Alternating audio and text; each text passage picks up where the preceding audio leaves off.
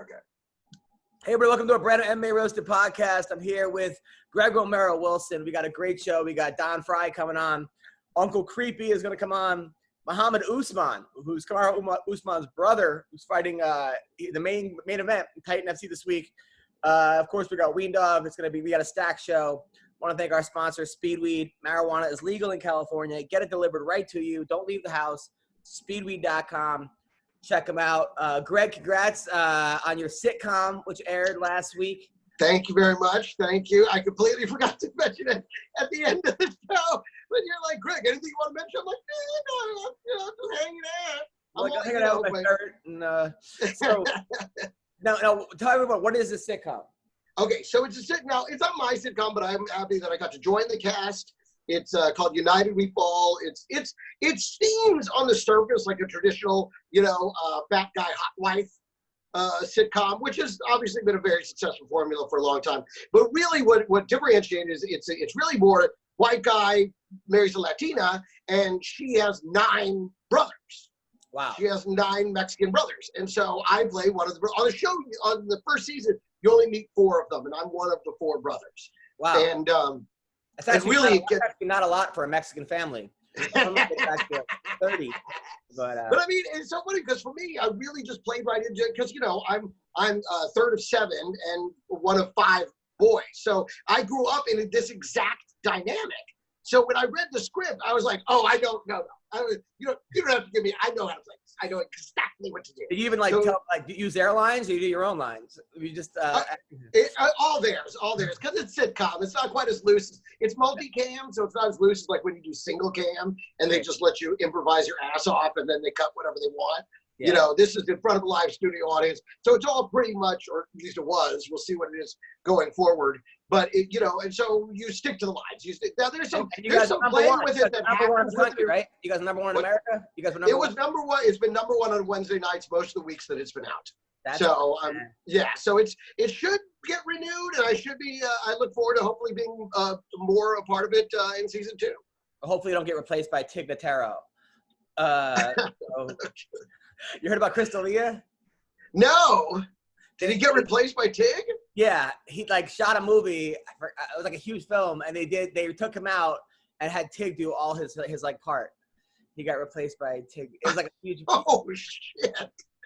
That's so weird, boy. You can't go any further in reverse than that. They're like, let me go. What's the exact opposite of Chris? Oh, there we go. Tig. Yeah, it's crazy. It's just crazy. I mean, the world we live in at the moment. The world is and that wasn't even the top 100 weird things of the week. That was okay. That's how crazy this world is right now. You're just like, oh yeah, that makes sense. But let's talk about the fights that happened over the weekend. Yes. So happy for Frankie Edgar. Yeah, no kidding, man. And you know what? I think he proved a lot. I think a lot of people thought his chin was gone after the Korean Zombie fight. Korean Zombie hits a lot. He doesn't look like he hits that hard, but he hits really hard, the Zombie. And I think that, he's going to be a serious problem at 135 for a lot of people. I was really happy for him. And it was a close fight. And when it's a close fight, I think the winner should be whoever comes on our podcast. It was. Yeah, that's keeping it 100, brother. It was a hard fight to score. Honestly, it was one of those fights where I'm like, I can't judge this fight. It was really, really close. It was so close.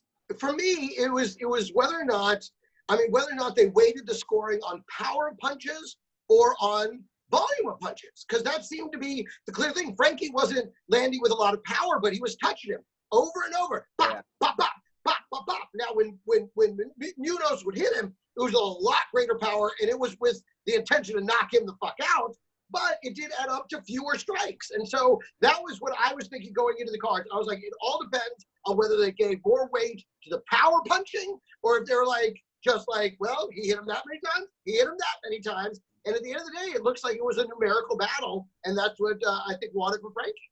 I feel like also Frankie's head was going back a little bit. And when someone's it's like when a fighter has a lot of hair and you hit them and their hair flops, it's somehow everyone's like, oh, that must have hurt a lot more because his head went back. Right. For Frankie, was definitely hurting Munoz. But it was a close fight. It was one of those fights where I think I could see either guy winning. Honestly, if they would have gave to Munoz, I wouldn't have been like the biggest robbery. If they gave to Frankie, it wasn't like a robbery. You know, and I had Frankie winning, you know, by a little. Not by a lot, by a little. Yeah, I totally agree. It wasn't when I was like, he got him. No, I was just like, I think it's Frankie, but I could see it. I mean, and even the commentators were saying the same thing. Yeah, they were like, this really, and it was a split decision. So, yeah. I mean, I was super happy. I wasn't happy with your tweet afterwards. I know, I couldn't believe, but I said co-host. I know you said co-host, but I have you on enough. I have you on enough. But then I started going, well, co-host, we're co-hosting. No, you're the host. We're the co-hosts. I know, but you tagged Frankie, and I'm like, fuck. I'm sitting there. I just texted him going, so happy you won, so proud of you. And then I see your tweet of like, hey, I didn't pick him. I'm like, oh, God. I didn't say you didn't pick him. I said Weendog and Vince didn't pick him. Yeah, that's right. And I tried to be real clear. That's why I said co-host specifically. But I see your point, how if you don't, if you're not in, the podcast, talk show business, whatever, you might consider us all co-hosts. Right, exactly. And then say that. But to me, I was trying to make it very clear. You are the host. And of the three other idiots on the show, I was the only idiot that called it. So, Weendog, how are you? I'm great, man. How are you? Good, man. Why do you look so normal in your pictures on Facebook? Like, you're always holding a baby with your girlfriend. Your girlfriend's like, you really are like one of those Marvel superheroes, but in your other life, you're a complete scumbag. It's well, not like, you mean the super villain. Yeah. You don't fight crime. You just like. Yeah. Well, I live two lives. I'm like I'm like a F level Walter White, unsuccessful Walter White. That's pretty much. But I came in late to the show and you guys were talking about Frankie, Pedro. I actually had Pedro Munoz winning the fight, and I was actually very surprised that the judges gave it to Frankie. Now, I'm not one of these people that actually can score each round individually. My brain doesn't work like that, so I just reflect on what I remember from the fight, like as a whole. And I thought, based off of like the leg kicks and the octagon control, I thought for sure the judges were going to give it to Pedro. But I honestly can see it going either way because it was like the rounds were just so active. There's a lot of action. Yeah. But No, I'm happy because I was worried that Frankie was going to go to 135, and a lot of times when these fighters go even lighter, their chin goes with them because their water goes with them and their chin goes. Mm-hmm. And Munoz, I mean, he knocked out Cody Garbrandt. Guy hits really hard. He fucking destroyed Brian Caraway. Not an easy guy to fight. So the fact that he was able to kind of walk through a lot of those punches shows that his chin is still there. And Dana White said he's 2 fights away from a title fight at 135. I see him being competitive with anybody at 135. And what do you think about? I know that a lot of people in the MMA community are calling for Frankie Edgar to fight Dominic Cruz at 135. What do you think about that? I think it's a good fight. I think there's going to be a lot of running in that fight, but like not like running away, but just effective movement. Yeah. I think it's a good fight, but it's going to be a hard fight to make. I think because Cruz is coming off a loss. And Frankie's coming off a win. And a lot of times the UFC likes to go 2 guys coming off wins versus 2 guys coming off losses.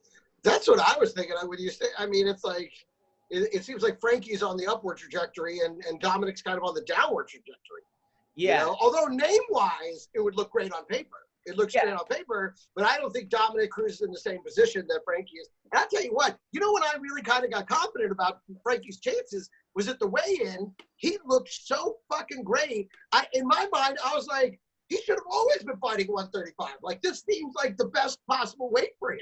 Yeah. That's when I really began to get excited about his chances in that fight. And when it comes to octagon control, I mean, I was thinking that too because Frankie was always, or rather Pedro was always pushing forward. But we've seen that before where just because you're the one pressing the action all the time doesn't mean you're necessarily controlling the fight. And I thought Frankie was using it with those counters so productively that I was like, it doesn't necessarily mean he's controlling it. He was also jabbing on the way out. He was also throwing, wasn't just running, backing up. It was just funny though, because my wife has had like a couple friends over on Saturday night. She's like 2-3 friends over. She's in the backyard and I had to watch the baby. So I'm literally watching Frankie while playing Barbie with my daughter. Like I'm playing like Barbie dolls. Like we have like 6 Barbies and I'm like, hey, we're playing Dollhouse while watching MMA. I'm like, this could not be more of a juxtaposition. But I would have loved to have seen those Barbies. I'm sure you subconsciously were making them fight each other. Like, hey, look at that. Oh, right. Pretty much. But yeah, so all right, we're doing that. Mike Rodriguez versus Pacino. Look, man, that was some great clinch work. That was vintage Anderson Silva versus who am I thinking of? Santos versus Rich Franklin, when he had him in the clinch and was like, we don't see that anymore. Guys don't do that Muay Thai clinch. And some women do. It seems like Jermaine Durandame comes to mind. But that was awesome. That was really well. That was the thing. I think guys have gotten a lot better at defending it, and I felt like Pacino or whatever. I felt like he skipped that class because he stayed in that clinch for that it cost him the fight. I mean, he got knocked the fuck out. I mean, I was just like, I've never seen in recent history. I haven't seen any fighter stay in the clinch that long. Oh. And I was like, did nobody? Because it seems like most guys know how to get out of it or work that body. He didn't work the body when he was in it. Yeah, I agree. Shayna Dobson versus Agapova. I think if I'm saying it right. How do you say it, Ween Dog? Yeah, that's right. Agapova. That's right. Agapova, yeah. I mean, that was a weird fight because Agapova looked great in her last fight, calls out a girl that's 3-4, who she's an 8-1 favorite. I mean, when have we ever seen anyone call someone out that they're such a huge favorite over? We're supposed to call someone out ranked higher, not like the lowest ranked person in the division.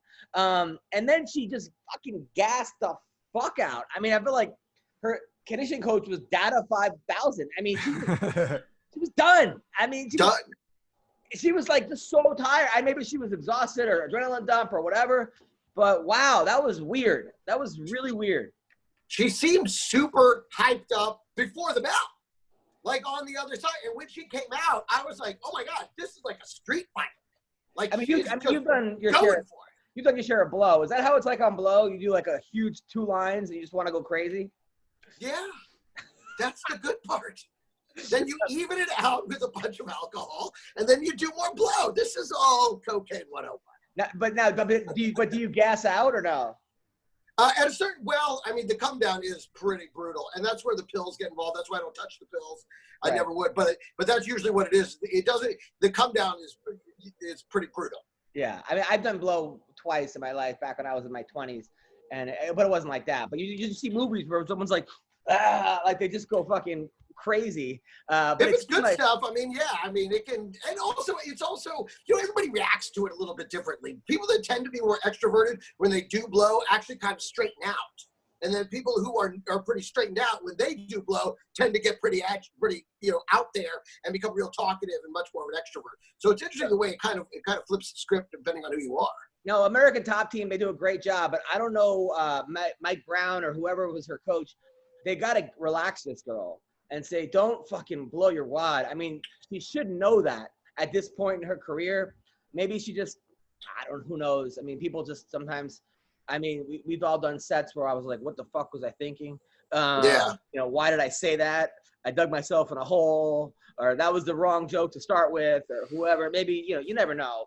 Yeah, the difference is we can get back on stage later that night or the next day. She's got to wait 6 months before she gets another shot at this.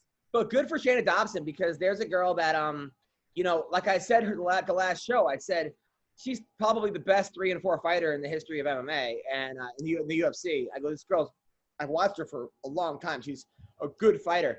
Now, that being said, I don't know where she goes from here. And, I really wish gambling was legal in California, because when I used to do those gambling sites, it's like you win, and then you have to go to like Western Union, and they wire it to you under like some weird fucking fake account from like the Cajun Islands, and then now it's all Bitcoin. And then they try to get you like. Is it really? Then they try to get you to only take out like $100 at a time. You're like, what? But I won 2,000. Like, we have 100 available, and then I got to threaten to like blast them on the podcast to get my money. So, but this is one of those fights where I'm like 8-1. I would have made that bet in a heartbeat. And won at 8-1. In terms of odds, this is actually the biggest upset in UFC history in terms of odds, which is very interesting. Wow. I mean, well, when she took her to the ground, I was just, or when she, clinched her, I was like, okay, that's the exact right thing to do. Slow this girl down. Yeah. Because she was just going bonkers in that first round. Who do you bet with, Joe? Who do I what? Who do you make your bets with? I use Bovada. I think it's like the easiest. Oh yeah. Wait, what company do I use? Is it easy to get Bitcoin? You actually bet with Bitcoin? Yeah, use Bitcoin now. It's very easy. I mean, the learning curve to understand how it works is kind of, it's kind of big because it's like a new currency. You want to be careful with it. But if you get used to it, it's very, very easy. And there's a bunch of apps on your phone like Coinbase and stuff like that to help you with your Bitcoin wallet. So it's actually fairly easy. And I think Bovada is like the most user-friendly one to use. Wow. It's a whole new world, man. Yeah. Dude, I have a friend who's like one of these Bitcoin gurus who they actually hire to go around and explain Bitcoin to people. So I went to lunch with him and I was like, okay, explain to me Bitcoin. And at the end of the lunch, I didn't understand it any better than at the beginning of the lunch. It's so bizarre. He kept it. It is. And he goes, and so it's like this. And blockchain is somehow part of this and all this. And so I just was like, he lost me entirely. I was like, you know what? All you do is confirm that I have no business toying with Bitcoin. So at least I know for sure it's out of my depth. So Daniel Rodriguez versus Dwight Grant. Okay, so Don Fry just texted. He apologized. He can't come on today, which sucks, but he's going through some things. No worries. Don Fry will come next week. He says he's got some really funny story. I can't wait to hear him. He's next. You the man. He is the man. And you know what? He's a nice guy because he hit me up and he wanted to know what Shang's number was because he wanted to make sure Shang wasn't mad at him for his political views, and he wanted to call Shang and talk to him. Like, well, that's just what he told you. Nice. That's just what he told you. You know what I'm saying? Get the number. That's what he told you. It's Shang. So yeah. I mean, but he's a nice guy though. Like, you know what I'm saying? Like, a lot of guys don't give a shit what people think, and Don Fry is an actual, real sensitive, like, just a good human being. So good for him. All right. So I'm creepy. Boom. All right. Now, Daniel Rodriguez versus Dwight Grant. That was you know what? Oh, that was a fight that just fucking like a Rocky, where the guy was completely hurt, came back and won. That was one of these, like, a lot of times, like, I'm like, ref, stop the fight. What are you doing? Worst ref ever. Get him out of there. The other guy comes back, and I'm like, I love that ref. Like, that guy's your ref every fight. And this happened twice this card, where completely out, and then you're like, oh, I guess this ref knows what he's doing. Like, holy shit. So, man. That one was a wild round. That one, the back and forth thing. And that one, I was okay with the back and forth thing more so than the one at the beginning in the prelims. We'll get to that, I'm assuming. Yeah. But this one, that was what I loved it. I was like, oh, from the jaws of defeat, he snatches victory. Even the commentators couldn't follow it because they were like, the guy was clearly coming back, and the commentators were talking about something else. And I'm like, guys, are you not watching what's going on right now? Like, it's happening so fast. I mean, this dude just emptied his energy, and the other guy was like, all right, that's all you got? That was crazy. That was like a Rocky movie where he just gets beaten out of him the whole round, and he just starts coming back, and you're like, oh, how did that happen? Yeah, like right as you thought he was about to go out, he just clipped him back.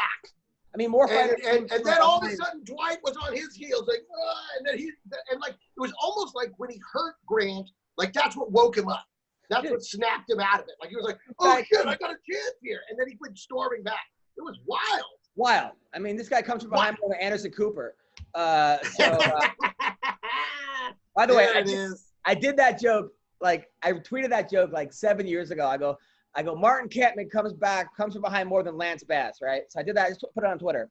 Joe Rogan says it on a telecast. He goes, like my friend Adam Comedian says, this guy comes from behind more than Lance Bass, right? On Fox. on like the first time they're on Fox. Then the whole fucking internet goes crazy, right? Like, there's like threads, like fire Joe Rogan, fucking how could he? People have memes like Lance Bass, like, we got your back, bro. Like just all this. Some other guy was like, that's how the Holocaust started. I'm like, what? Like, it was this. So then Rogan had me on his podcast like 8 years ago to talk about that. It was just crazy. Like, but yeah, I couldn't believe he said that because the look on, I think it was Goldberg's face was like. Pretty sure that's not how the Holocaust started. But that just goes to show you the way people just overreact to every. I think people literally just look for an opportunity to be outraged. And I used to go on that show, Red Eye, on Fox News, hosted by Greg Gutfeld, when it first came out. And I was like the first comedian they had on the show. And because I knew Greg. Greg used to come to my shows in New York. And when he was the editor-in-chief of Stuff Magazine before that. So it was a little different version of Greg. But I would go on the show and I would do this kind of mock outrage thing where no matter what we were talking about, when they would come to me, I'd be like, I'm outraged. How can I, you know? And it was this character thing, and everyone thought it was hilarious. But I feel like now that's no longer a character. It's like that's everybody all the time, just waiting for anything to be like, what did you? Like, dude, it's gotten so bad where it's not like the guy on the Reds, the announcer for the Reds last week, who thought he was off air, and he said the F word, like the word to the the slander against gay people. You know, you're a, let's say, well, you know right. what he said. So he says, he goes, yeah, this is like F City, right?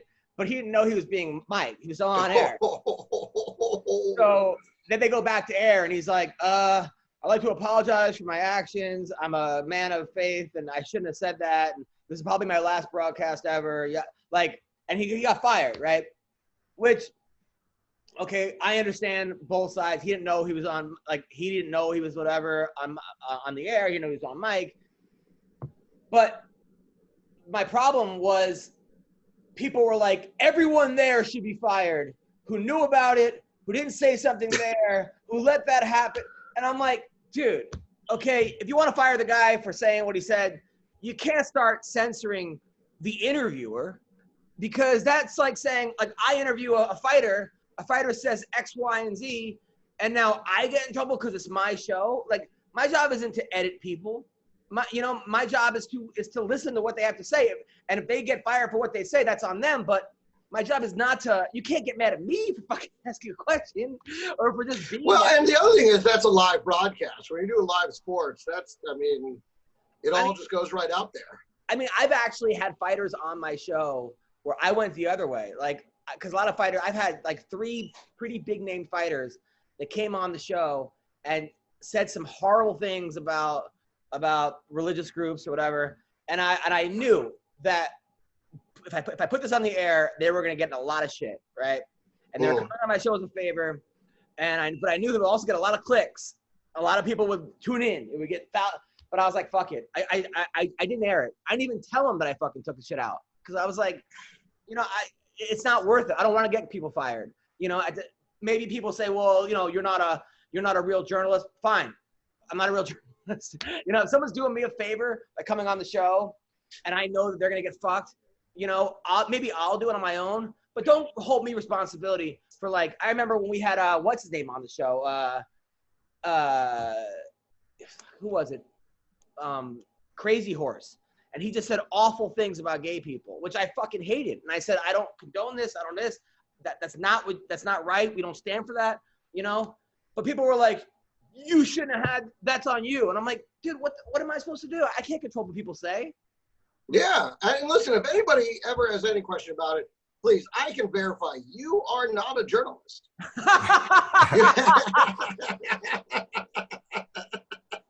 You're a comedian who's an MMA fan. Who's right? A podcast. Exactly. Come on. I know, but it's hard though, because like when the people start going to like getting everyone fired involved, you're like, whoa. You're like, come on. And that's just where we're at right now. Just everybody gets so angry. Anyways, we know. Anyway, moving on. We're just trying to have fun and talk to MMA, be idiots. So, all right, let's talk about Matthew Celesberger. This dude, have you seen this guy? The guy had like a mullet, looked like Matt Brown. Oh yeah. Baby. Yeah. Guy looks like he like drinks moonshine on the way to the fights. So him against this guy Munhoz, right? This dude, this black dude, I love him. So in the middle of the round, the first round, he's getting his ass kicked, and the guy goes, "This guy's awesome. I like him." Like the other guy who's getting his ass kicked is like, "This is my favorite." I'm like, is this a date? Like, what the fuck is going on right now? Yeah, like at the end of the round, he goes, "Good shit," and then he corrects him. I was like, "Oh, I'm sorry. I mean, good stuff. Good stuff." Like, what? They should keep this guy around. I've never seen a fighter so happy to get his ass kicked before the fight. And just like, good for him, man. I mean, look, to each his own. Some people just love that kind of shit, I guess. Yeah, but you gotta admit, neither fighter looked particularly impressive. I thought that guy Celesberger looked pretty good. Also the first fight in the UFC, took the fight on 1 week notice. Didn't have a full camp. Like, let's see. Let's see. Let's see how. Look, he won, but again, neither of them looked. I didn't think either of them looked very good. Now, but maybe with a full camp, he'll look a lot better. But I was just like, considering what they were saying about him, and how I guess there was some hype about him coming in and stuff like that. I was like, I don't see it in this one. He looks very ordinary to me. But maybe it is the whole thing. Maybe just with more time, it'll be more impressive. Now, Trevin Jones versus Valiev, that fight you thought should have been stopped in the first? Yes, I thought. Well, that was the thing. He knocked Jones out 3 different times. And he let that fight continue. And then Valiev, I thought he was obviously still trying to grapple his way. He was eating shots, but I felt like he was coming forward, trying to grapple his way back to his feet, and he called it. And I was losing my mind because I got to tell you, I love the way this Valiev fights. To me, that is martial arts. He's coming from everywhere, man. He threw an axe kick. When was the last time you saw a fucking axe kick? It was, and that was the other thing. Like, he let off the guy. He was so sure the guy was out and that it should be stopped that he let off him like 2 of those times, thinking, like, go ahead, ref, stop it. And the ref didn't stop it. And then he had to go in there and keep beating him up. I thought that one I disagreed with wholeheartedly. I feel Valiev was robbed. And I think that ref did a terrible fucking job. Well, I didn't see the first round. I just saw highlights. I caught the second round. And I thought the stoppage was good in the second round, because he was trying to take down the ref. When a guy tries to take down the ref, when they stop it, it's time to stop the fight. Again, that's all. If you see the first round, you see that it's completely incongruent to the amount of leeway he gave the other guy. I'm telling you, he knocked him out 3 times. He pulled off of him 2 of those times. Like, go ahead, ref, he's out. And the ref wouldn't call it. That's not the fighter's job, though. The fighter's job is to keep fighting until the ref calls him out. I agree with that, but still, I just felt like it was, to give that guy that many chances in the first round and then to go ahead and call it the way he did in the second, I was infuriated. And because I thought, I love this guy, this Teamer, whatever. I love watching him fight. I will always tune in to watch him fight. Well, a lot of those guys, it's just, that's the best thing that happened to him, is that first loss. So I think second, you're figuring out, like, you got to be careful. And now he's not going to stop ever again. That's for sure. Now, pull it off. Now, I told you guys Nemkov was going to beat Bader. I was the only one. I said, this dude is so underrated. I go, look at the guys he's beaten, the Phil Davises of the world. Phil Davis is not an easy guy to beat. He beat him. He beat the last guy he beat, Rafael, whatever his name is. Somebody else he beat really good, Cavajo. And he beat Bader. And he beat Bader pretty easily. He fucked Bader up. Yeah. Ryan Bader. Bader didn't. But Bader didn't seem too happy about it. Oh, he was out. He was running away. He was running. He was literally running away. You know what's awkward, dude, is when Bellator shows like the footage of Bader's family at home, like all watching the fight, like 2 minutes before he gets knocked out. Do you think like the organization should do that? Should put cameras in the fighters' families' home and like get the live reaction? That is so cringy to me. I'm telling you, there was nothing worse than that fight. I think you were with me when Hector Lombard fought Dan Henderson, and we were next to the kids of Dan Henderson and his grandkids. And these kids Hector was putting a beating on him in the first round before Dan came back. These kids were crying, hysterical. And there was nothing worse than being around a child when his father or grandfather's getting the shit beaten out of him. Like, I don't know why. They shouldn't have been there, though. That really isn't, it isn't for children, No, it's definitely. No. So, like, let's not show family members at all until after the fight's over and the person wins. That's my personal thing, because I couldn't even cheer for. I was rooting for Hector back then because I knew Hector. I didn't know Hendo, but I didn't want to like cheer for someone's grandfather getting the shit beaten out of him next to the grandkid. Mm-hmm. I felt terrible. I was like quietly rooting for him. That Bader stop. Now, did you think the Bader stoppage came late? Because I felt like it came a little late in that one. I felt like he wanted out pretty bad. And then, I think Bader. That was like a weird hook kick. That was like sort of an axe hook kick, and a weird angle. And Bader didn't know where he was. I think Bader stayed at heavyweight seems like he has the advantage because he's so much faster than everybody at heavyweight. I would say up there because this Nemkov guy is really good. In fact, when I know Scott Coker was fighting with Dana White over the weekend because he said he is the best 205-pound division in MMA, and Dana was like, "You have all the guys we cut," which in some cases a lot of the guys did walk away, but they have, let's say, Phil Davis, Ryan Bader, and now they have what's his name who just went over there? Who am I thinking about? The guy who ranked fourth, black guy who just left, who was almost got his face. Oh, Corey Anderson. Yeah, Corey Anderson. So they have three ex-UFC guys. But this dude, Nemkov, is competitive with anybody. I mean, he may be the best 205er in the world. Maybe. If he keeps fighting the way he is, he's got a good. Now, Phil Davis is fighting Machida in 2 weeks. I hate that fight because I want Phil to win, and Machida is so fucking hard to fight. Nobody has ever looked good against Machida. You just can't look good against him. He fights going backwards. He's awkward. Well, except for that guy that knocked him out. I mean, who was that? A couple guys. Yeah, the guys that knock him out look good against him. Yeah. But this is a hard fight for Phil. Phil doesn't really have that one punch power. He hits hard, but he hasn't really just put people out. But Roy Nelson, he's got to stop. And thank you. It was so funny. We had just been joking about him, and then there he was. I was like, oh shit, he's fighting again. Like, it was. Listen, the guy's tough as nails, but it's not good fighting. No, he's got the best 8 chins in MMA. But there it is. I just think that Roy, at a certain point, like, you can't get away with what you've been getting away with. You know, at a certain point, just waiting for that overhand right to come. It's just, come on, man. Like, everyone has evolved. You're a black belt in jiu-jitsu, but you never use jiu-jitsu. Like, what are we? Come on, man. I mean, you can't throw 8 punches around and expect to win fights. It's just not going to happen. Now, Dana White also was pretty funny because they asked him about Oscar De La Hoya wants to go back into boxing. He's 47 years old. He announced he's coming back, and they asked Dana about it. He said, "Yeah, cocaine's not cheap." That's why I love Dana, man. He's a savage. I don't know. I mean, look, De La Hoya versus McGregor in boxing. It's a good fight. Who wins? Greg?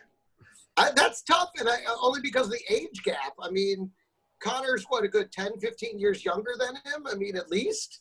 Yeah. So, I mean, I think just based on age and current experience, but De La Hoya was one of the best boxers of all time, you know? Yes. So just straight boxing. I mean, I don't know. It's like, what has De La Hoya's skills diminished to the point? Has the cocaine, the partying, and the drag? But then you got to go. Conor's also been doing just as much partying. Yeah. So it's not like one guy has had a healthy living style.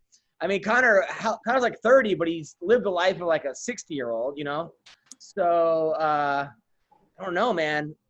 Who do you think wins? Ween Dog. Well, if Artem Lobov can beat Paulie Malignaggi, I think McGregor can beat Oscar De La Hoya. So my pick is McGregor. That was bare knuckle boxing. Same thing, but with no gloves. Completely different. I was going to say, so long as it's in boxing, I still give the edge to De La Hoya, because I think absolutely. I mean, he's still in boxing. He was still one of the greatest of all time, and I don't think that disappears even over 15 years. I mean, I think he gets in the ring, he finds it again, times it up. I don't know. I think I would have to definitely go De La Hoya. Well, I think our second guest is canceling too. So let's just, hopefully we'll go the whole trifecta of all. Yeah. I put together these shows. I stay up all night fucking thinking of questions. I know Don Fry has not watched the fights. So now we're like, I got him on at 12:15 because I've got him at 12. We can't discuss any fights because he didn't watch them, right? And then I know his internet's gonna be fucking god awful. So I'm like, all right, 12:15. 12:15. I get a text, Don. Okay, you can't come on. Then my friend Eric Cowell, who's a great guy, runs a great MMA site, says, hey, can you get this guy Mohammed Usman on, right? Mohammed Usman being Kamaru's brother. I said, sure, I would love to. He's fighting Saturday. So I go out and watch all his fights last night. Right? Oh, wow. And I do all the research. You do the research. I figure out where he's staying, where he's going, Maybe you are a journalist. Who he trains with, when he started. Did this guy play football for University of Arizona? He just started 6 years ago. He's 30 years old. He's 6-1 with all knockouts. One fight went to distance. Okay, him and Usman, they don't really get along that well. They get along well, but they don't train together. He trains over at the Black Zillions a little bit sometimes, but they're close. They don't talk every day. He doesn't want to use him. He almost went pro. He was a defensive back for U of A. Is that a good football school? University of Arizona? Yeah. No. Oh, okay. So I mean, it's a major. I mean, it's a major school, but I mean, they're more of a basketball school than a football school. Their football program generally kind of sucks. So he signed with the PFL. He's fighting a guy who's 2-5 this week, but his 2 wins are against a guy that was 0-3 and a guy that was 0-2. So he never actually beat anybody who want to fight his opponent, and he's in the main event of Titan FC. So this dude, they're hyping him up. They did all this research, and now I have to text him, is he coming on? This is the kind of shit, just so you know. So I got Uncle Creepy coming on at 12:45. We'll see if that happens, because I posted the story that Chuck Lidell told me. Chuck Lidell told me, hey, just, back in the day, in the Pride, the night before he randomly knocked out Krokop, that they ran into Chuck Lidell, and they said, Coleman said, what should we do? He goes, you don't have a game plan? The fight's tomorrow. He's like, no. He said, all the way out. So I post that because I'm like, I want to share that story. Creepy goes, there's way more to the story. He hits me up on Instagram. So much more. Now, there was also a story that Chuck told me that them double teaming a girl that fucking goes crazy. I want to hear this too, right? So I go, want to come on the podcast, talk about it? Sure. So we'll see if he comes on. But just so you know, there's a lot of shit that goes on in my head, and then it's just you two fuckers. But that's great, because I love you guys. So, Dana said that Poirier's next fight is probably going to be against Tony Ferguson. Oof. That's awesome. That's a good fight. That's a great fight. That's a fight. That's, I don't know who wins that fight. I mean, fuck. If it's the Dustin Poirier that came in the way he did against Gaethje, the Ferguson against Gaethje, you got to go with Poirier, right? I Poirier, agree.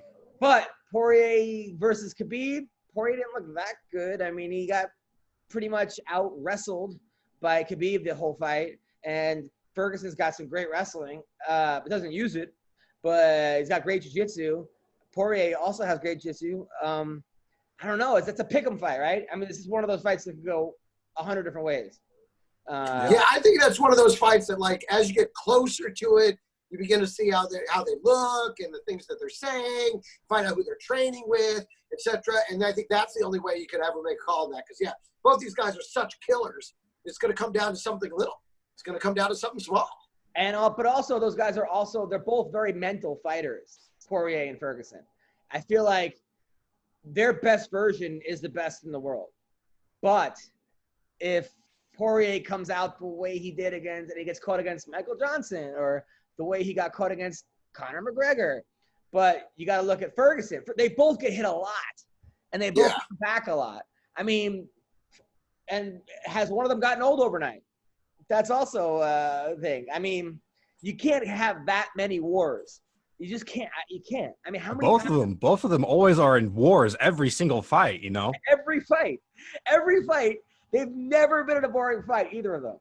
Like, there's never been one boo ever yelled during their fight. Yeah, no, Tony Ferguson's the Terminator. He just keeps coming, man. It's unreal. I wrote this tweet over the weekend that I said, Tyron Woodley says he's gonna inflict pain on Colby Covington like he's never experienced. So he's gonna rap in the octagon, right? I saw that. That was a good one. It got 9,000 likes and like 1,000 retweets. But Woodley's a friend of mine. He comes on the show a lot. And I'm like, So I'm like, maybe I'll tweet this while during the fight so you can't see it. I know exactly where he is. But I texted him, I'm like, hey man, you mind if he's like, dude, go ahead. He's like, thanks for asking. And I was like, cool, then. I was like, I wouldn't want a joke getting in the way of our friendship. He's like, fuck it. He loved it. So yeah, that's a lot of the times, like, people are like, dude, he's gonna fucking kill you. I'm like, a lot of times I check with people before because it's, Well, yeah, you don't want them to feel blindsided by it either. So if someone's done a lot of favors for me too, like, if somebody comes on our podcast, that's the hard part. If I just had a podcast, it'd be one thing. If I just did comedy, it'd be another thing. If I just, when you have like when you're trying to juggle, that's when it gets hard because you're like, and fighters are sensitive. And a lot of times they're not sensitive to things you think to be sensitive about. It's like that. Yeah. It's like audience members. How many times have I had people get mad at a joke that I'm like, that's the joke you got mad at? What about the 97 fucking pussy jokes that I made? But dude, I had a gal one time in the front row loving everything I said, the whole set. Yeah, she's making noise, she's screaming, she's into it, blah, blah, blah, till we got to the last joke. And then the last joke, and then comes up to me afterwards. I think she's coming up to take a picture with me. She's like, I just want you to know that last joke, that was completely inappropriate. It just ruined the whole show. Oh, God. I was like, well, I hope you enjoyed the first 5, 6. Yeah, it's just like, come on. You guys ready for some breaking news? Oh, sure, sorry, Brad, go for it. Okay, I'll go for it. Dana White confirms Aljamain Sterling will receive bantamweight title shot against Peter Yan. What do you think about that? Aljamain Sterling is a guy who's on vacation in LA. And I go, hey, man, can you help coach my wrestling team today? And he's friends with Junior and my other coach. Takes time out of his day to coach a bunch of 10-year-olds for the afternoon. And that guy will always be cool with me for that. He's a good dude. Aljamain's he's a sweetheart of a dude, a great guy. You've had him on the show a couple times. Yeah. And I remember when we had him up at the Improv. Super great guy. Yeah. But I'm worried about this fight. I don't know, man. For me, I think Yan takes him. Well, didn't Yan barely get by Aldo? Right? Barely? I was at that fight. It was a close fight. A lot of people thought Aldo won, right? Right? Wasn't that the? Well, until it was stopped in the 5th round. No, not him. Then who did Yan beat before that? Was Uriah Faber and then Aldo? Let me check. Let me go on his SureDog page. Oh no, maybe I'm thinking of Aldo versus what's his name? The Volkanovski. Volkanovski barely got Aldo, right? Was it Volkanovski that just? Ooh. Yeah. I was at that fight where everyone thought Aldo won. Was it? Well, Peter Yan, his last fights were Jose Aldo, Uriah Faber, Jimmy Rivera, John Dodson, Douglas Silva. Okay. Well, the Rivera fight was pretty close. Rivera hurt him. I think if Aljamain uses his speed and his skills and fights the perfect fight, he's going to win this fight. He is beyond blessed. And he's got a new camp. He's trains in Vegas now. He's at Extreme Couture. So I think it's a fresh start for him. I think he had some distractions in Long Island. He was doing real estate with Al Iaquinta. He's got 18 brothers and sisters in like New York. 18. Okay. That's like, that's a lot. And I think that he's by himself in Vegas. He could nothing but focusing. He's at the PI. I think Aljamain's got this. I do. I'm not Peter Yan's good. I'm not 100% sold on him. And I'm completely biased because this guy helped coach my wrestling. So just so you know, everything I said is completely biased. And if he hadn't coached my team or came to my shows, I'd probably be picking Yan. No, I'm kidding. So no, I think Aljamain's got. I think Aljamain's got this. I think that like the one fight that he lost was when he got knocked out by Maratz, right? And I was quick, but I think that was the best thing that could have happened to him because before that he was fighting like no one could ever hurt him. And when you fight like no one could ever hurt you, every time he's been cocky, he's gotten fucked up. Caraway beat him when he kept calling out Caraway. And Yan and then what's his name knocked him out because he had his chin up and was doing kind of some funky stuff. And I think those were the two best things that happened to him because the humble, hardworking, focused Aljamain is deadly. Yeah. I agree with you 100%. I think Aljo has, more tools than Yan. I think Yan is a great striker. He has a lot of power, but I think if this goes to the ground or if it goes to like the clinch or against the cage, I think Aljo has a far better advantage in the ground game. Yeah. I don't know. I would like to see Aljamain fight somebody of a higher caliber, like take another step up before fighting for a title. I don't know that he's seen. I mean, I'm looking at everybody. He's beating everybody. Sandhagen, Munoz. He fucked up Sandhagen. This dude was on a roll. Everyone was like thinking not to get by. He tapped him in 1 round. And Sandhagen's a beast. Yeah, that was impressive. I mean, I don't know. He's going to get up for this fight. Oh, absolutely. Listen, better. It's the fucking title fight. I should hope he gets up for this But he's fight. one of those, I think he's one of these guys that likes the attention. He's been asking this for a long time. He wears that stupid huge chain, like, what's his name? The Como D and the Kangol hat. He wants this. I think he's happy to be in the spotlight. And I think he's going to. Oh, absolutely. Listen, I'm not saying he doesn't think he's ready for it and that he hasn't thought he's ready for it. All fighters do. I'd like to see him fight one more named guy before he goes for the title fight, personally. That's just me. I don't think he's all the way there yet, but maybe I'm obviously wrong. I'm obviously in the minority. Yeah. No, I like him. I was at a. All right. So anyway, let's talk about. Wait a minute. Before we go any further, can we go back to the Bellator? Because again, the last Bellator card I thought was phenomenal, and then this Bellator card I thought they were back to Bellator. I really did. I was like, see, and this is why you're fucking Bellator. And especially, what really drove me nuts was the Julia Budd, Jessie Mealy, or whatever her last name was. There was one professional fighter in that fight. You know what? That Bellator makes it so easy to bet sometimes because I was like, what happened was Julia Budd is coming off a huge loss to Cyborg. That was a good fight. Showed a lot of heart, but she just lost to Cyborg. It was a two great fighters. Cyborg's just, arguably the best of all time, behind Nunez, but she's right there. Totally. I think Bellator has sort of the boxing formula where after a huge fight, they'll give you a kind of gimme fight. They'll get right fight. They'll let you they'll give you a tune-up fight, a fight to get you back, which I don't necessarily disagree with in some ways because. Yeah, but it should still be someone of, come on. Even her picture's amateur. She just didn't look in any way like she belonged in there against Julia Budd. It was on a 2-fight winning streak, and I think that they just it's thin. It's a thin division. I mean, they're signing people left and right. They're signing ex-UFC fighters over there. I mean, they're trying, but I think that I don't necessarily disagree with that. But they'll give the number 1 contender an easy against the number 9. I know, but they put it up as the co-main event. I mean, it's like, come on, guys. That's a prelim, maybe an opener, but in co-main, you gave to, again, that's what I was like, and this is why you're Bellator. Well, the UFC won't do that. They won't give Colby Covington, the number 12 guy, off a loss against Usman. Right. They're going to give him Tyron Woodley, right? Right. Who's probably the number 4 guy, or maybe 5 guy at this point, but is the ex-champ. Which, by the way, that fight's coming up in 3 weeks. And I am excited for that fight. I'm nervous for that fight. I don't know who's going to win that fight. Because if there's ever going to be a motivated Tyron Woodley, it's got to be against Colby Covington. He does not want to lose this fight. He hates this guy.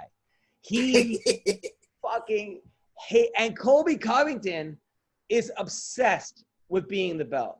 Like, I've hung out with Colby plenty of times, and he does not take losses well. Not that guys do, but you've hung out with guys before where, like, the next day you'll see them or a week later, and it's like, oh, I lost a fight, but that's part of the business, and this is the sport. That's my job, and some people have bad nights. And no, that's not Colby Covington. Colby Covington is a guy that, like, when he lost to Warlley Alves, was obsessed with that fight, to winning the next 7 or 8 fights. He's thinking about Usman every fucking day. Colby, and that's what makes him great. But this is going to be a fight where they're both going to show up, and oh my God, I don't know. That's going to be a war. There's going to be a lot of fireworks in that one from the bell forward. It's going to be fantastic.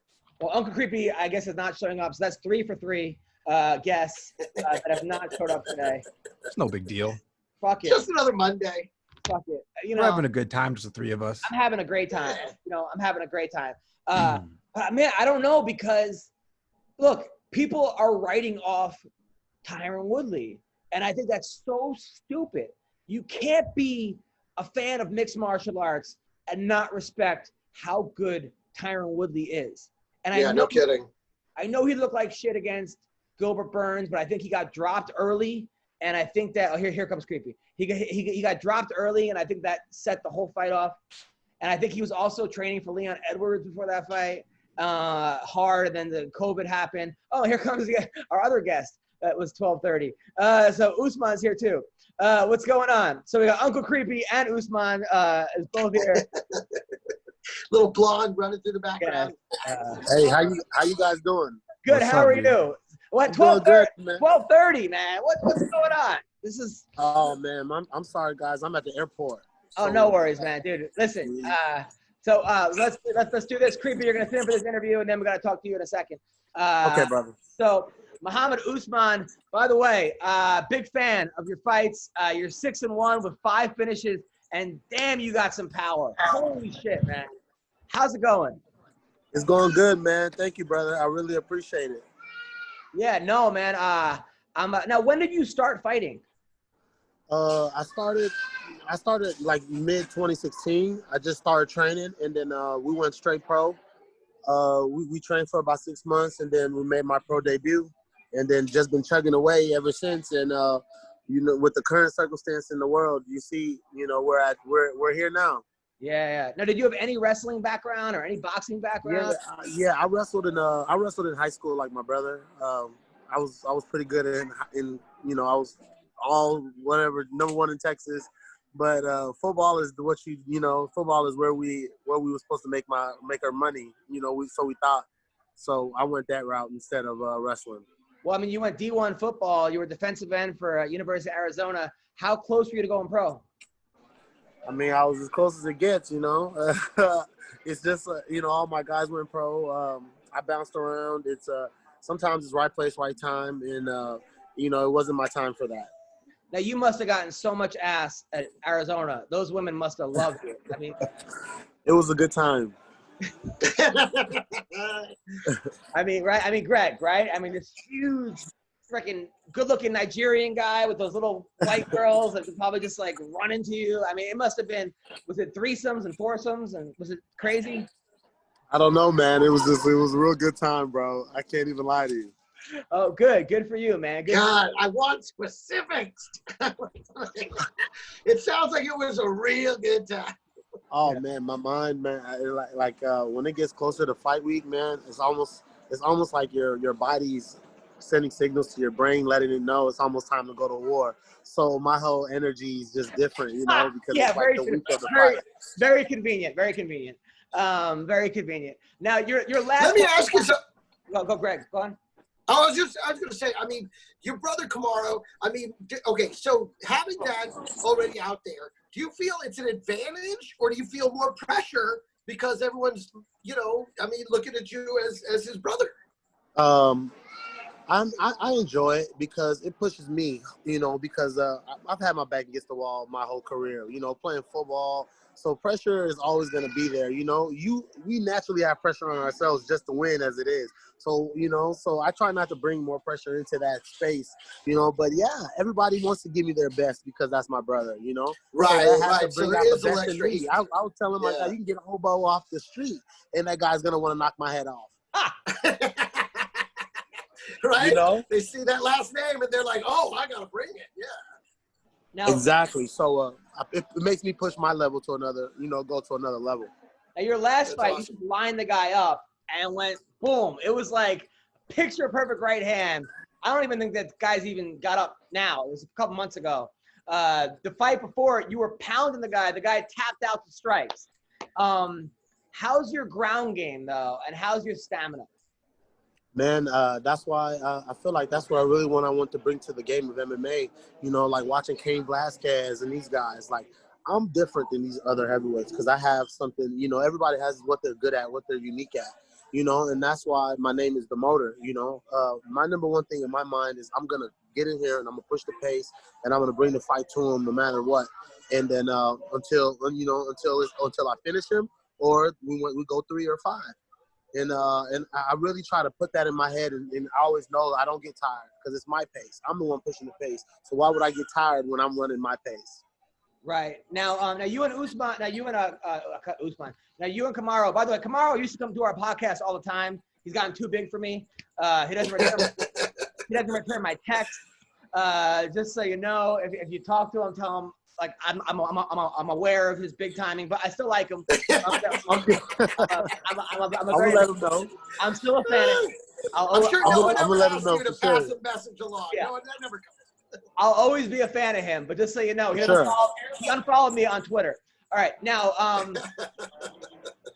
you guys, I heard you say you guys don't talk every day, but you're close, but you're not like best friends. Yeah, no, of course, it's my brother. He's my best friend, but he's not. You have friends. He's my brother. Us being African is a different type of energy. It's almost like he can tell you. You can kind of feel his energy without him speaking. It's just our culture. So, I love him, man, and he pushes me, and he pushes me to want to be the best I can be in the MMA cage, and that's. I channel all my MMA career to him. I started he's one of the reasons I started because I seen he had success in it, and I know I could have success in it. So a lot of my success comes from him. How many brothers are there? I have 2 older brothers. Now, when are those guys making their debuts? No, guys, they've joked about it, but he's a pharmacist. That guy, he's the one that you got to pick your doses up from when your body's sore. Nice. Well, you got it all right there. You got a trainer and a pharmacist right there in the family, dude. You're set up. Yeah, yeah, man. My family is very fortunate. We're blessed.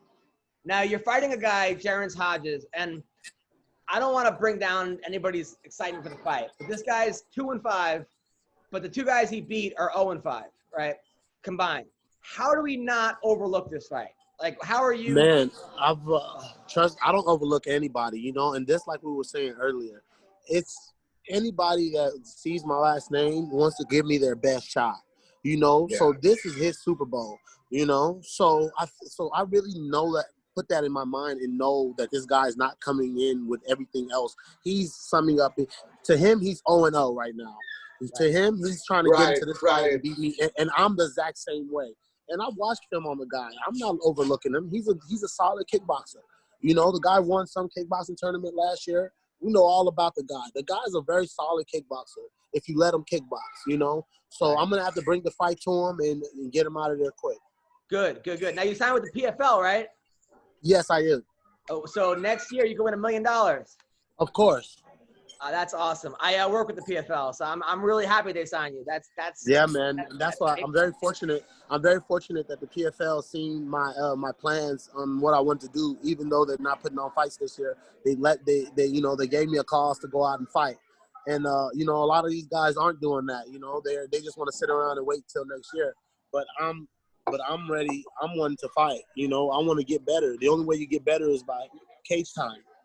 And I want to get in there and I want to fight and I want to get better in the cage. Now, are you training in Texas or Arizona? I'm in Texas right now. I did most of my camp. I did 99% of my camp in Dallas, Texas. So were you with like Alonzo Menafield and those guys? I spent some of my time at Fortis MMA, but I've been doing a lot of my training at War Room with Stephen Wright, with Razak Al Hassan, and that's where we train at with Stephen Wright. You ever train with how hot is it there right now? It's got to be like 108 degrees. I grew up in Dallas. So, I mean, it's hot, man. It's hot. Plus that humidity, when they give you that heat index bullshit, they're like, it's 103, feels like 114. And it's like, fuck you. If it feels like 114, it's a fucking 114. Yeah, it's hot, man. I'm not gonna lie to you, but it's not Arizona. I'll tell you that. Yeah. Did you ever train with the Black Beast? Huh? No, I've never trained with him. I would love to train with him, actually. I've never trained with him. But you sparred with Ngannou, right? Yeah, me and Ngannou grappled. We've trained. We've done some training in grapple. Like? He's a strong guy like me. Did you beat him up? Who won? No, man. We went at it, but he's a strong guy, and two strong guys felt each other, and that was it was good for me to feel that. That's actually the name of Adam's biography. Two strong guys feel each other. Yeah. No, it's just one guy feeling each other. 1 weak guy masturbating.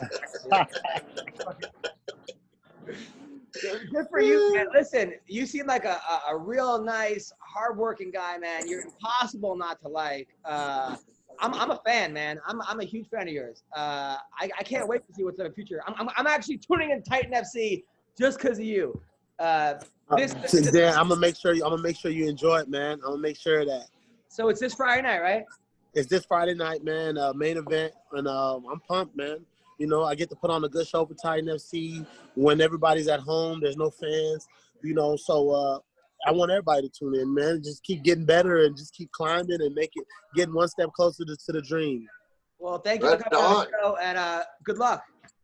Thank you, man, and let's go get it. Take care, brother. Go get it, brother. Yep. Peace. All right, That's that was awesome. Muhammad. Yeah, freaking, what a great guy, right? Yeah, man.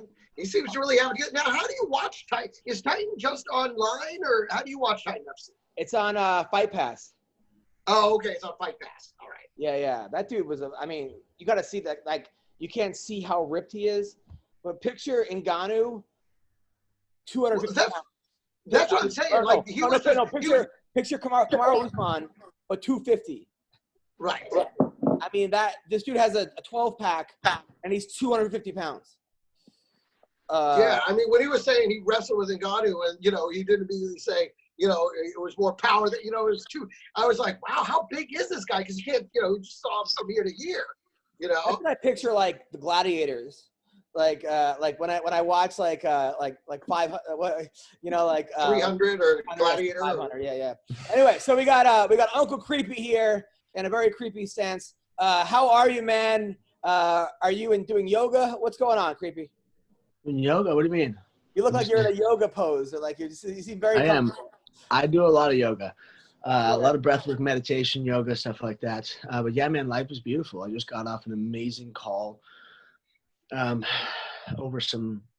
I'm a scientific researcher now, and I'm setting up studies. Johns Hopkins just dropped a study that I started for psilocybin for people. A observational study that we have with Unlimited Sciences and Johns Hopkins University. They came out.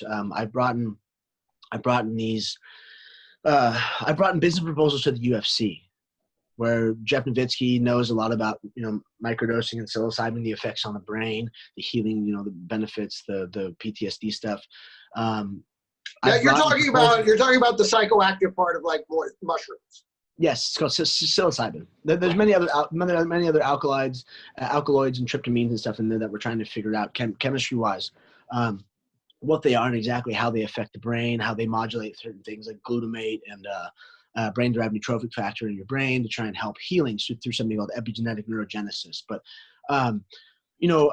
doing blends of not just mushrooms, but things like black pepper, turmeric, CBD, these can give you this anti-inflammatory effect and get you into a flow state. So Jeff Nowitzki will contact me and say, hey, you should probably be out, because he's my friend. He's a mentor of mine. Number one, when you come hang out and see me, number two, you should probably be talking to the athletes about this, because, you know, USADA doesn't test for psilocybin. They cannot test for psilocybin in your body. The way it converts is from psilocybin to psilocin to serotonin, or a serotonin mimicking molecule that turns on your serotonin receptor and then has a very anti-inflammatory effect as that turns on. So, you know, you're just in a better flow state. All of your senses are heightened and all this stuff. But you can tell I have I just talked about all this stuff for an hour and a half with this publicly traded company out of Canada. And I'm trying to set up a performance study here. Well, I think I'll have to have a university somewhere in Colorado, but I'll be in Toronto and Jamaica, hopefully, doing these studies and running them myself, because I need to find athletes. I need to find normal people where we can check VO2 max and punching power and like I said, all the different biomarkers that I can check, whether it's through blood, whether it's through saliva, through a mask, for VO2 mask. I can check all these things and show people, not, you know, yes, psychedelics fix you mentally as far as addiction and childhood trauma that's happened in your life. but they also, through epigenetic neurogenesis, they heal your actual brain. They do things. They heal your receptor sites. I mean, most people don't know you get actual brain damage from trauma. Like you're raped as a child. There on a CT scan, the damage is the same. The amyloid plaque is the same. Sure, us being football players or fighters banging up against each other all day long, every day, that creates much more plaque. But these blends of fungus and other adaptogens, as they call them, like black pepper, which boosts absorption a couple 1,000%. You heal your brain. Like, you guys know me from before. I was damaged. I was on suicide watch. I wasn't doing good. And now I'm able to talk about, like, that study with Johns Hopkins, that's me. And I don't need credit for it because I don't care. I'm not trying to be famous or be rich or anything. It's my study to help the world, not just fighters, is out there, and it's happening. It's run by the two best science researchers in the fucking world, as far as in the country, is psilocybin. It's my baby. Yeah, I was going to ask you about double teaming girls with Chuck Lidell. Yeah, well,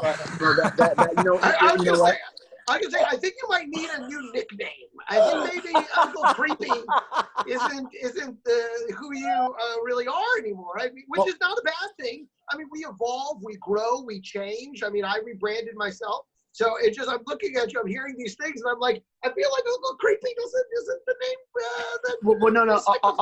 I'll get there. And I started a business called the McCall Method because I do healing. I heal people through, whether it's psychedelics, or I work with a biotech company or a life sciences company where we make something called exosomes.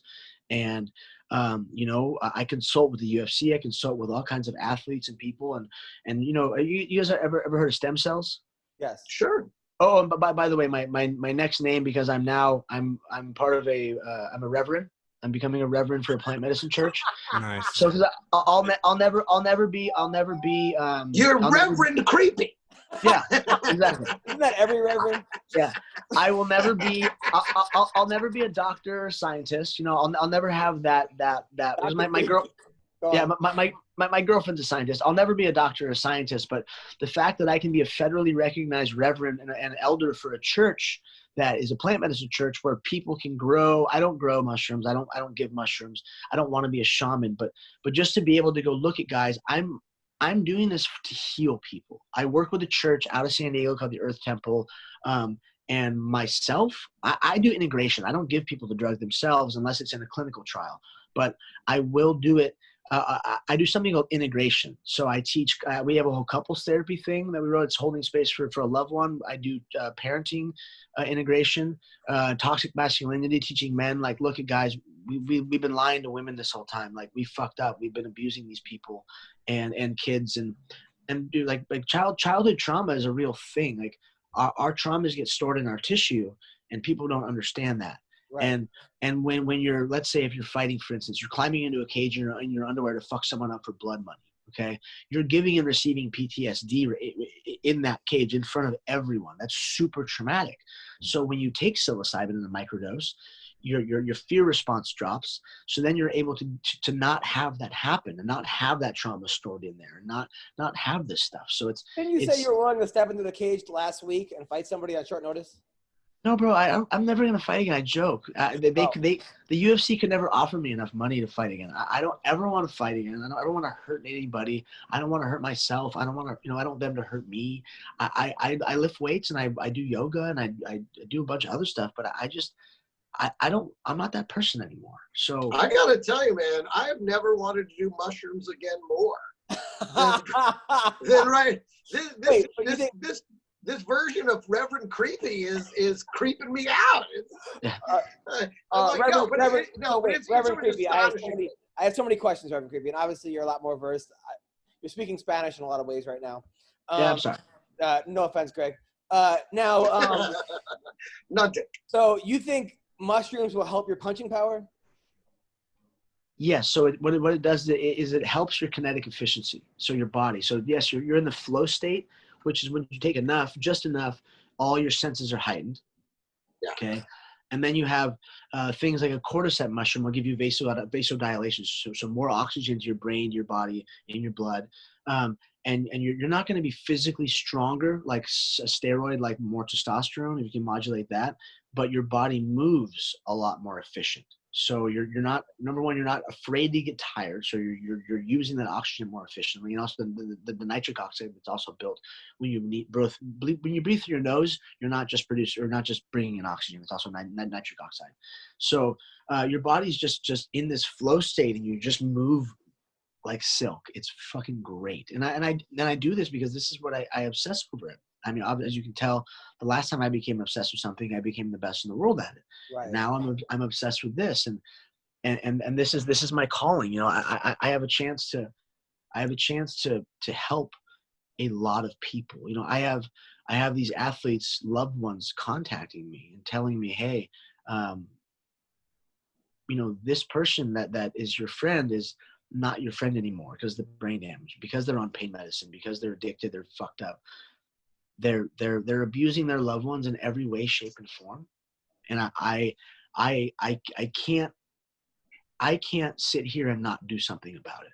Right. So I'm busting my ass and I'm working my fucking butt off to get to these people and show them, look, I know what I'm talking about. I was just with Chuck Lidell and some other friends at the pool all weekend in Huntington Beach. And my friends have no idea that I can even talk like this. They have no clue. And they were all like, what the fuck? Like, Jesus Christ, you know, like business is a booming, brother. There's a bunch of stuff that I do. I also own, you know, the world's first FDA and third-party certified CBD lab and product. You know, like I'm formulating a post-fight concussion serum. Well, we already have it formulated, but we need to get it to the UFC. So, Reverend Creepy, what's wrong with toxic masculinity when it comes to cage fighting? Okay, so masculinity is good. We need to be men. We need to stop being pussies. But okay, when I wake up every morning, this is my protocol. This is my stress protocol: breath work and meditation for at least probably 15-20 minutes before I go to bed or before I go downstairs. And I'm lucky because my girlfriend and I are both. I don't want to self-aggrandize at all because it's gross, but we both have very gnarly sex addictions. So we make sure that you know, before I get out of bed every morning, we have sex. Okay, I go downstairs. I smoke a joint with my cat. I relax, and then I start business. And you know, within my coffee or my tea that I have every morning is, you know, cordyceps mushrooms, reishi mushrooms, lion's mane mushrooms. These things have polysaccharides and beta glucans in them, vitamin D, which vitamin D turns into fat, and it's a hormone. Where, you know, polysaccharides and beta glucans are what strengthen your immunity cells from, you know, so COVID can't bond. Then I go outside and I ingest CBD and THC, which those both inhibit, or they blunt the production of two different proteins, ACE5 and ACE3 proteins, and those proteins help the COVID molecule bond to our immunity cells.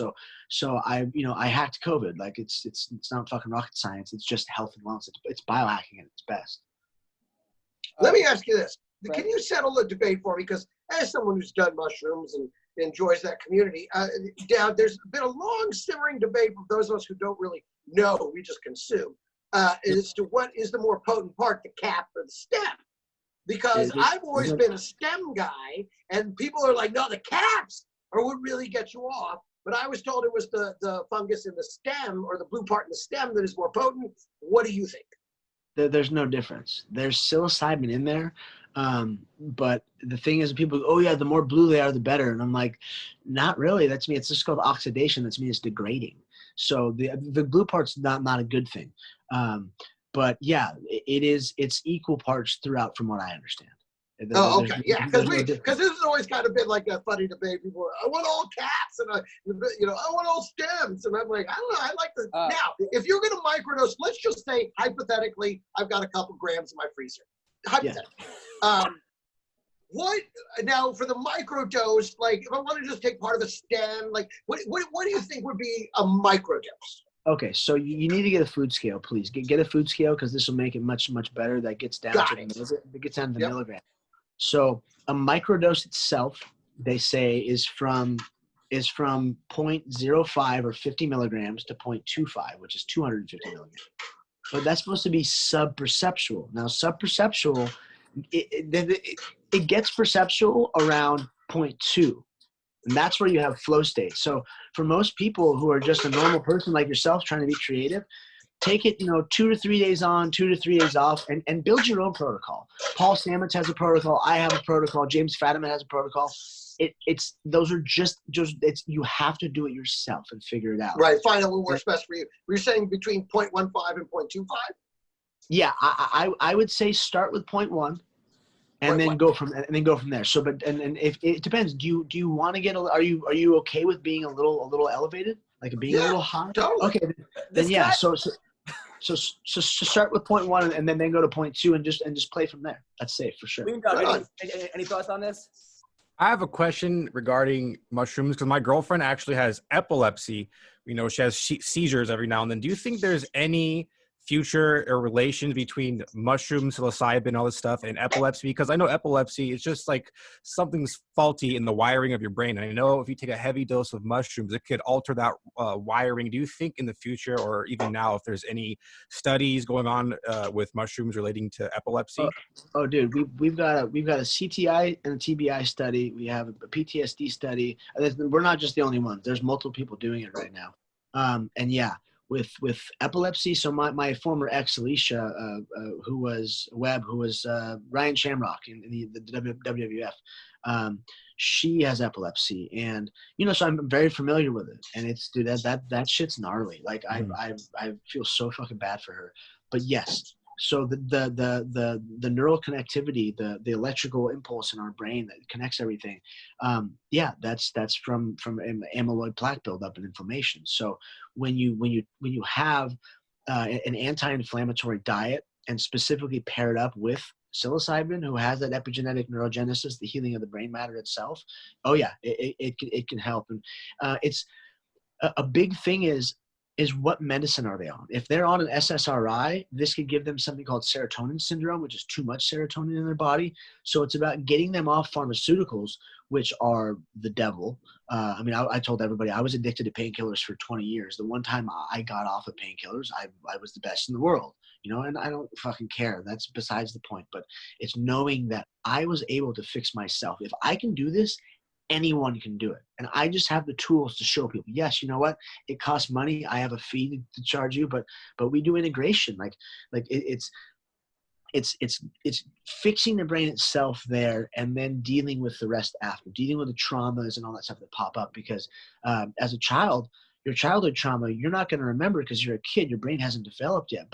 But as Dr. Gabor Mate through the compassionate inquiry program that he has, we've learned that the trauma is stored in our tissues. So your brain doesn't remember, but your body does. So when you can drop the default mode network or the fear response in your brain, so picture your brain as a little circle. Okay, you have a circle here. That's your brain. All your bad thoughts and traumas are in a little box in the middle. Well, modern therapy can't get in there because the default mode network protects you. But see, when you have the fear response drop down, then you can get in there and you can go like, oh shit, okay, I can deal with this. This happened to me. Like, what the fuck? Okay, or I knew this happened, but I hid it. I mean, there's been stuff that's popped up in my life I totally forgot about. And you deal with that, and then you don't have anxiety. So your anxiety, your depression, all this stuff, like a fighter going into a cage. They're going, I'm a pussy because I got scared because I was in the cage.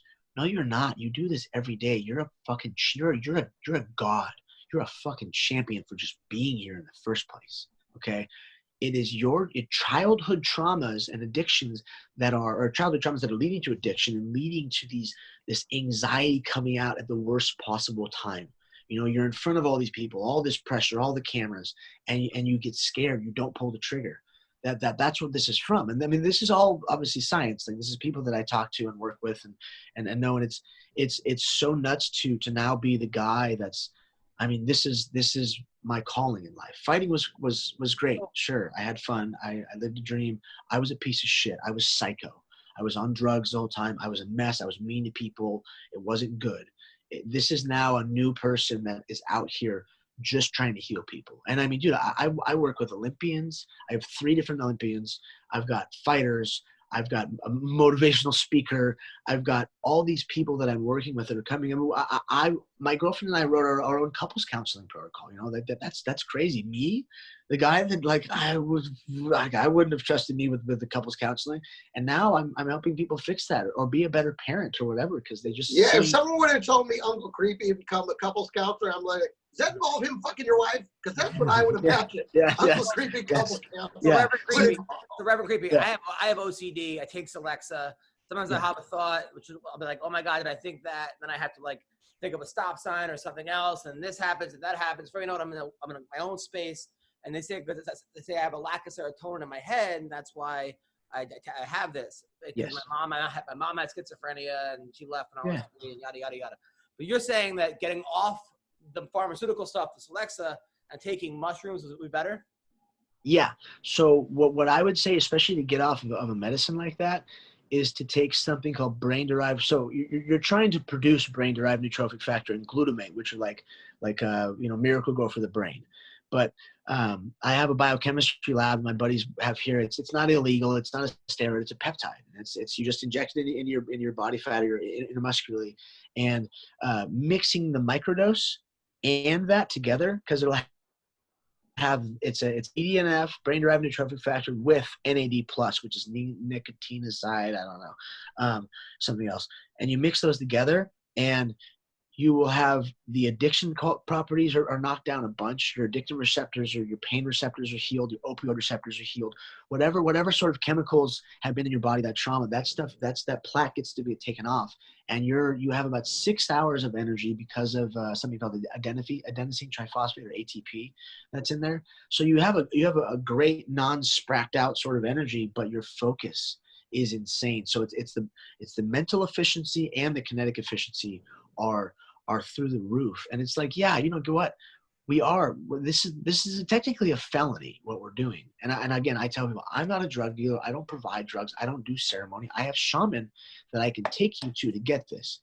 But if people are doing this more and more in mass, I mean, it's fucking crazy. So I say, if you can get it yourself, do it yourself. You're going to do it anyways. I can teach you how to do it properly and teach you the information about what's actually happening. All right, back to MMA for a second. Yeah. So I tweeted out recently, or I put on Instagram, that Chuck Lidell told me back in the day, the night before Randleman knocked out Crow Cop, he went up to Mark Coleman and Randleman and said, what do I do tomorrow?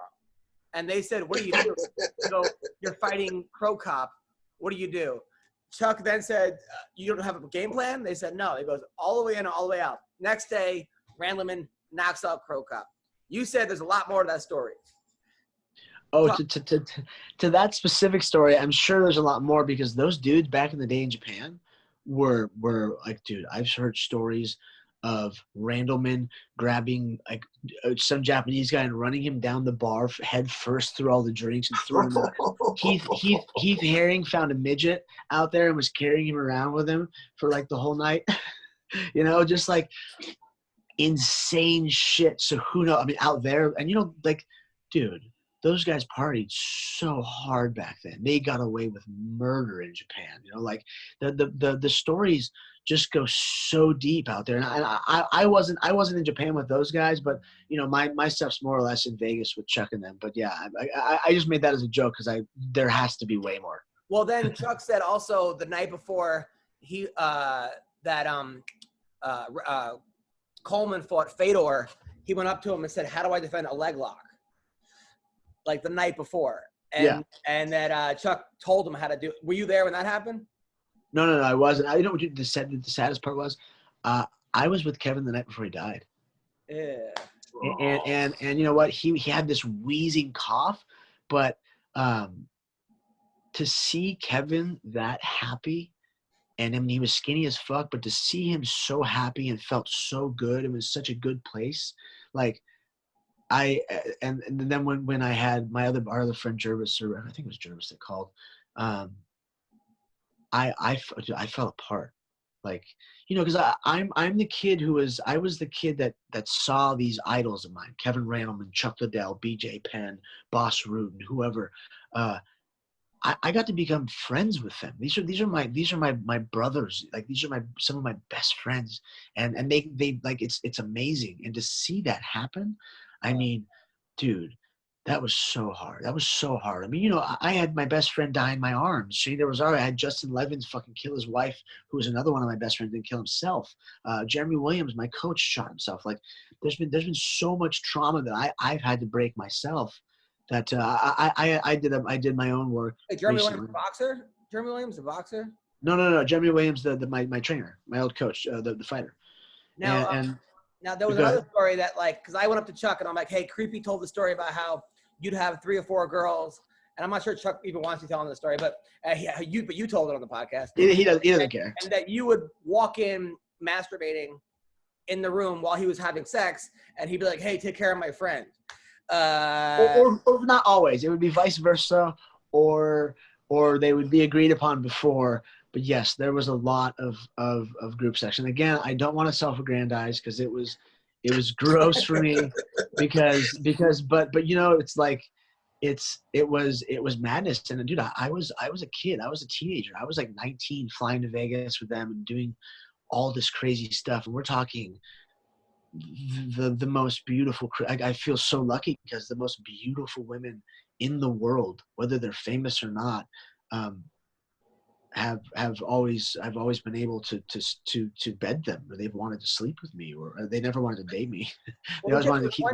He said one time he was talking, doing an interview. You were having sex with a girl from behind while she was blowing him, and he forgot he had to do a interview for a fight. Yeah. So they called him up, and he did the interview while this was going on. Yeah. We were. What hotel that was in? Oh yeah, that happened. And I think it's in his book.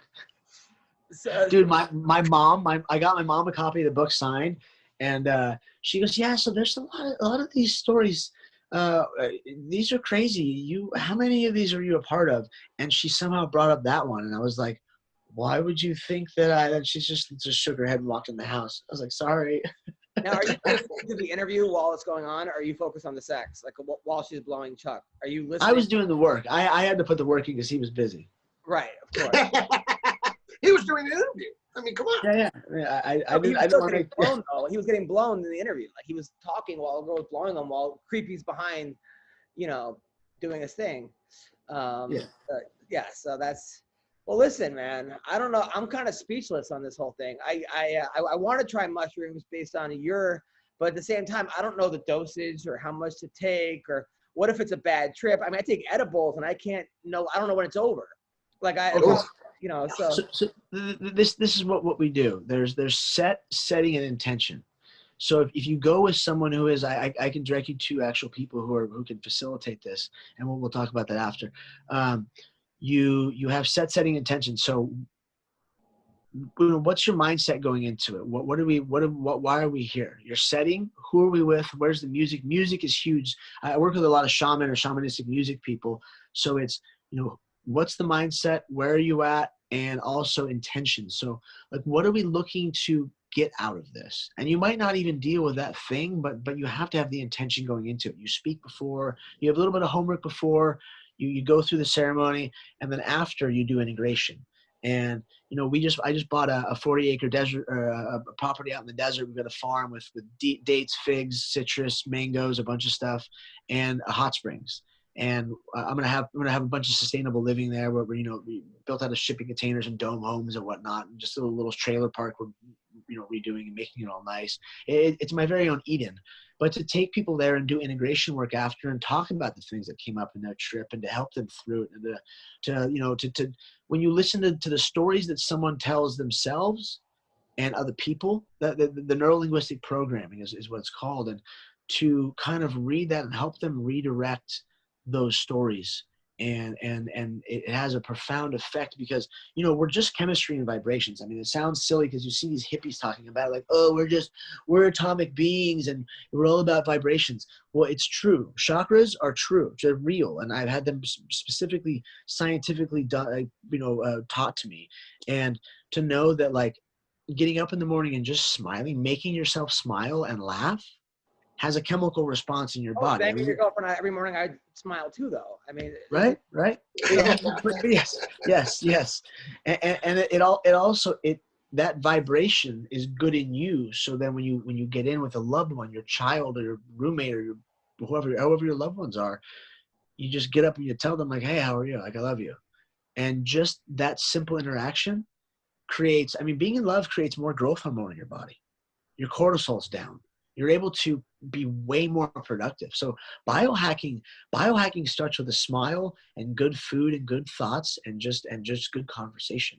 You know, so when I was in high school, my junior year, I went to boarding school and my roommate was sleeping. So I went into the bathroom to jerk off and I got caught and everyone made fun of me and called me like Dark Vader the next day. How do I get rid of that thing? So I can come to you and then I can never think about that again. How do I get rid of that trauma? That's a fucking... Do we get rid of shitty memories? Yeah. Oh, yeah. Any sort of trauma, whether it's the stuff you remember, we can go in with that intention is to make you less nervous about being Darth Vader or what is it? All right. So where can people follow you, Creepy, and find out about this stuff? So my social media is Uncle Creepy MMA. I'm going to change it soon. But Uncle Creepy MMA is my social media. I have the McCall Method. If you want to book some sessions and talk, it is at themccallmethod.com. Go check out unlimitedsciences.com. They have a bunch of information on this, and they are the ones with Johns Hopkins that have my study that I'm so proud of to be the person that has that happening, because it's out of my hands now. This is in the hands of the best guys in the world. Also, I work on the political level with Decrim CA. It's the decriminalization effort for all of California. So go on there, decrimca.org. And sign the petition. So in 2 years, because we missed it this year politically because of COVID, but we can get the initiative on the ballot in 2 years, 2022, and then we can have it probably by 2023 or the end of 2022. We can have at least psilocybin decriminalized in all of California. And if California does it, everyone else is going to do it. So please, guys, go out there and check it out. And if you have any questions, contact me. And this is what I do for a living, and I love you, so I want to help. Greg? Amazing. What do you got coming up? What can people watch you? For me, it's, United We Fall, the big series finale, Wednesday night on ABC at 8 o'clock. Cool. Well, thank you, Creepy, by the way. Thanks a lot, brother. You're the best. Okay. Thank you guys so much. Love you. I'll see you later. Love you more. Take care, man. Oh, okay. Before we leave, by the way, I told Greg that Greg thinks that when we have fighters come on who are Republican and we have comedians debate them, I side with the fighters. And people, thus giving the impression that I am a Trump supporter. I don't hate Donald Trump, okay? A lot of people hate Trump. I'm not one of these guys that every day on Facebook, they bash Trump. However, I'm going to vote for Joe Biden, okay? Because I think that we have to get back on track to somewhat normalcy and have somebody who really respects the office. I feel like Trump, while he has some good qualities, too much tweeting, too much fighting with celebrities, too much divisiveness. People are too angry right now. And I know people were angry under Obama too, and blah, blah, blah, blah, but we can't have this anymore. Having a president that cheats on his wife after she gives birth 3 days later with a porn star, and then gets sued and then calls her horse face on Twitter. We have to just stop with this stuff. We need somebody that, and I think that while I'm not looking forward to voting for Joe Biden, I don't necessarily like Joe Biden. Not voting is not the answer either. I think we have to get back to the Electoral College so everyone's vote, actually get rid of that. So that everyone get rid of that, absolutely. Because we'll have a popular vote. Most people in California aren't even voting because they know it's going to go Democrat. That's the exact opposite of what people were intended to, the Electoral College. So it should be everyone's vote counts. Yeah, but if you get rid of the Electoral College, New York and California are going to run the country. That's why it was instated in the first place. We don't know that. No, that's kind of what it's been doing this whole time. This last time was one of the few times that it flipped against it, but that's what allows New York and California to control things, the Electoral College, because they've got so much weight in it. I think the getting away with it actually makes one vote, and would actually bolster the value of Republican votes in Democratic states and the Democratic votes in Republican states. I think people I think it'd be a lot truer. It'd be a lot truer, I think. I think enough people don't vote because they know that their vote's not going to count because their state's going to go one way or the other. It just doesn't. So that's what's the point of voting? And especially now with COVID, people are like, fuck, I'm not sitting online right now to vote because why would I sit online to vote when it's not going to count anyway because it's going to go Democrat? I'm not going to risk my health. And then mail-in voting, a lot of whole other. Anyway, so that being said, I just want everyone to know because Greg thinks that I'm coming off as a huge. Now, do I think everything Trump does is bad? Absolutely not. I think some of his policies are great, but the character of Donald Trump as a human being it seems a little bit flawed. And when you got the guy's lawyer, okay, in jail, and his lawyer is writing a book about how horrible of a person he is, and how you can't trust him, and he talked to him every day when he woke up in the morning and before he went to bed for the last 10 years. When that guy writes a book about you, telling you that you're not presidential and why you shouldn't vote for him, there's some red flags there. Okay, so I know I'm gonna get shit from people. I don't like Joe Biden either. I just and look, here's the thing. I just you tend to throw me and Shang at it like we're the only two ones that are And again, I'm no Democrat. I'm no liberal in this. I'm like you. I'm voting for Biden because I think that's what's the right thing to do in this instance. But I just wanted it to be. I just wanted us all to be on the same footing. No, right. Because again, we all know where you stand, Ween Dog, and you're the Trumper. Okay, cool. I think that Biden is central enough. Look, I don't support AOC. I don't support socialism, communism. Obviously, so some socialist policies are decent. I would love universal health care if it was possible. Blah blah blah blah blah. But it seems like there's a far left, and that's a very dangerous. People are like, well, Biden's a puppet. I don't think he's a puppet, okay? I hope he's not a puppet. Maybe I'm wrong. Oh, he's a puppet, for sure. 100% a puppet. He's going to die the day after he gets elected. He's going to die, and then Kamala Harris will be your president. Putin's got his hand so far up Trump's ass. Rindo, what are your thoughts? I'm embarrassed for you, but you know what? We can all have our own political opinions. I'm voting for Donald Trump on November 3rd, and he's going to win again, and I will be happy. Well, he's actually going to lose in a historic landslide, but we'll all be able to discuss that on November 4th. Okay, well, I'll record this, and I'll keep this saved on my desktop. So when he does get reelected, we'll play it on the podcast, and, we'll eat a cake. Okay, please do. Please do. I mean, there are parts of Trump I like, but just come on. We got to get this country back to people. I've never felt like people are more embarrassed to be American than right now, and it's not good. It's not good. The divisive is not good. I don't know if Biden's the answer. He's probably not. So anyway, that being said, Greg, I hope you're happy. I just wanted it to be clear, so we're all out there together. Okay. We're all out there on the same plane. Everybody knows where we stand. That's it. That's good. I think that's a good thing. I want to watch the debate. By the way, Joe, I love watching you drink out of this giant jar through the whole. It's like you're supposed to be powerlifting, but you didn't get to the powerlifting, but you kept the water jar. Yeah, I mean, I just found this in my trunk of my car. I ran out of water bottles, so I'm just drinking out of this thing now. So I'm not doing this to show off that I'm like this healthy fitness guy drinking out of a giant gallon jug. This is like the only water I have.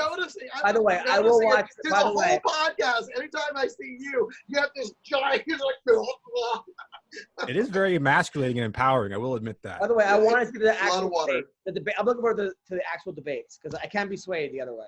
But right now. Anyway, so that being said, thank you guys very much. Thanks for coming on the show. Thank you, Mohammed Usman. Thank you, Uncle Creepy.